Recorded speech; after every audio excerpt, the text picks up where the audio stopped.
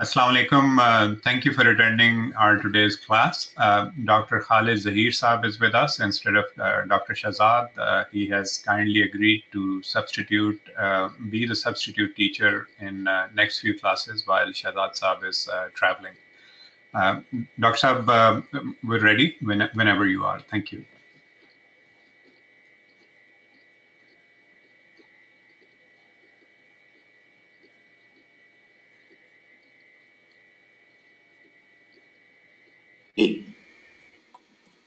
Bismillah ar-Rahman ar-Rahim.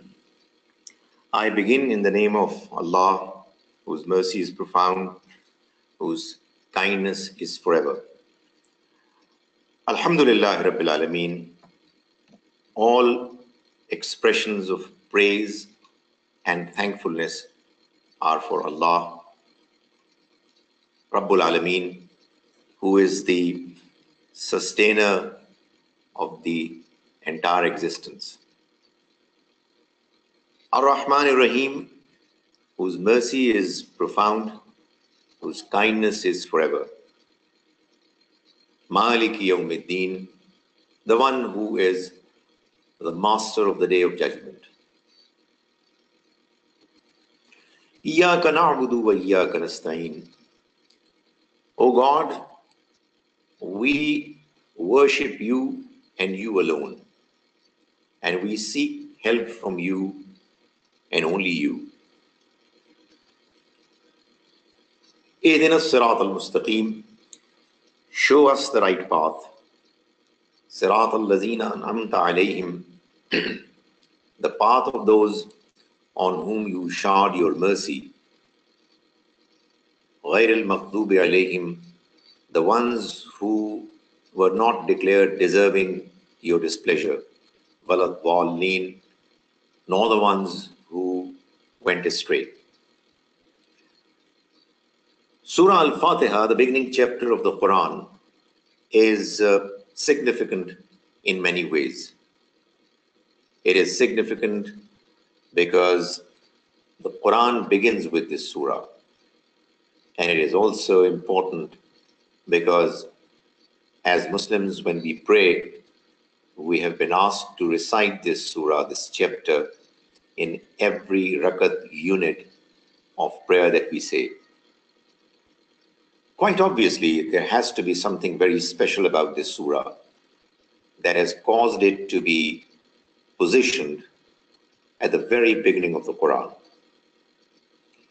The reason is that this surah very aptly and appropriately expresses the feelings of all those humans who, at the time of the revelation of the Quran, or call it immediately before the revelation of the Quran began, were desperately looking for guidance from the Almighty.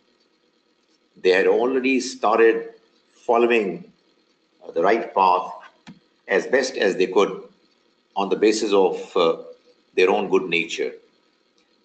But they were aware of the fact that even though they know God, they know the fact that He is merciful, His merciful is forever, that He is the master of the day of judgment, and that He deserves to be worshipped and nobody else, and that He is the one who needs to be sought, to be contacted for all needs where we are desperately looking for divine help. Nobody else has the power, the ability to know our prayers and to respond to them. To that extent, it seems that the people who were seeking for guidance from the Almighty, they knew. And these are the emotions that have been expressed in the first three verses of the Quran. First three verses of this chapter. But thereafter, the surah is asking the Almighty for help. Ihdina as-sirat al-mustaqim. Oh God, guide us to the right path.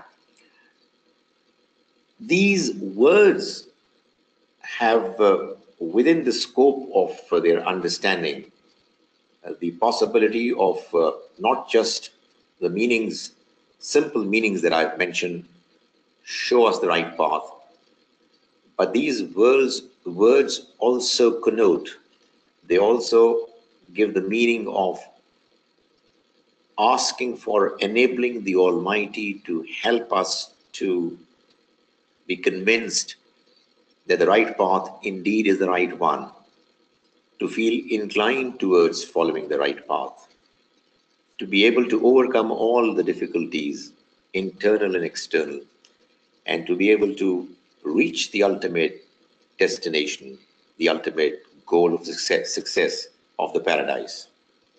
In other words, Ihdina Sirat al-Mustaqim is an earnest prayer seeking the Almighty's help for the one praying to be guided in all different possible senses of the word, for the guidance to appear attractive, to appear convincing, for the worshipper, the seeker of truth to feel inclined, and so on. So that's what makes this surah so very important and so very effective in enabling us to express our feelings to the Almighty, feelings of somebody who is desperately looking for the truth. And that is exactly what the situation was in the case of some individuals who were living at the time when the Quran was about to be revealed. It is as if the Almighty has given words to those feelings. And those words, of course, being the Almighty's own words, are most appropriately expressing the feelings, the views of those people. So they ask for the Almighty's help. Ihdina Sirat al-Mustaqim, Sirat al-Lazina an'amta alayhim. When help is sought from the Almighty, it's not just done in a brief and vague manner. You see, it's human nature that when we are asking somebody to give us something that we need desperately, that we do not want to leave vague, unclear, and ambiguous while asking. What we try to do is to explain it so clearly that there should remain no doubt about it. That is exactly what this prayer is doing. While on the one hand it is asking the Almighty to show to the one praying the right path, it is also explaining what exactly that right path is. What exactly is it that the individual is asking the Almighty to give? So the surah goes on to say, Sirat al-Lazina an'amta alayhim. The path that I am asking for is the path of those on whom you have showered your blessings. That is, I am not the first person to be going through the journey of this trial of this life. I know that there have been many, many others who have gone through this journey very successfully, most particularly the prophets, but certainly the companions of the prophets who belong to different categories. Some of them were truthful, Siddiq. Some of them were more prominent in ensuring that they become the true representatives of the Almighty's message, Shuhada. And some of them were the ones who, even though were ordinary in their abilities, yet they too were completely convinced in following the right path in a manner that they were steadfast and fully focused, who was Saleem. So what this prayer is saying to the Almighty is that the we want to follow the same path that has already been followed by a large number of people who were successful in going through the journey of this life in the manner that you, O God, were pleased with them. You showered your mercies on them. Uh, this prayer is teaching us the fact that we humans, we do not meet with true success unless it is the Almighty's decision, unless He picks us and chooses for us to be given the right path. Uh, one might say that, is it not something which is a little, um, it's not uh, very realistic. It seems to be uh, a bit artificial. But the fact of the matter is that God is the one who picks and chooses for the individuals to be guided to the right path.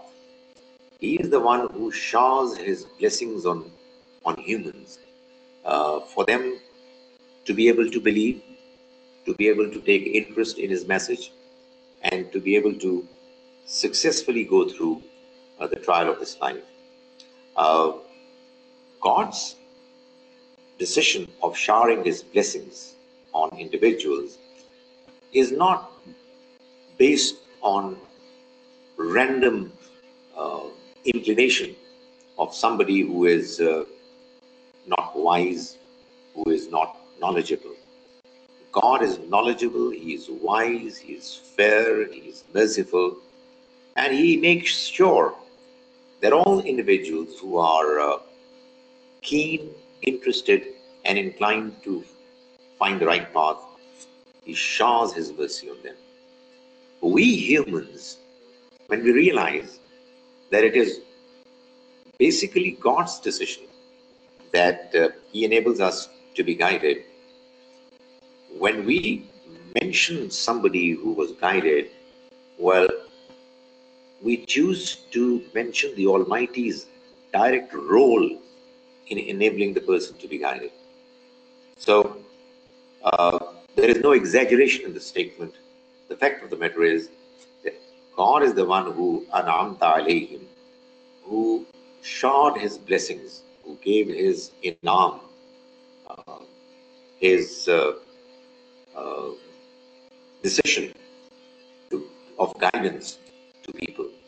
And obviously, those who were given the blessing of guidance were the ones who deserved it. But then it is the Almighty um, who enabled them to get the possibility of a trial which was easy for them to follow, which was not beyond their ability to follow, to overcome the challenges that one confronts while going through the right path. This is a positive mention of the people who were successful and whose path this prayer is asking God to give to the one praying. And it's expressed positively. But obviously, when we are talking about the right path, we also know that the importance of this right path is also significant because of the fact that it has enabled us to avoid the wrong path.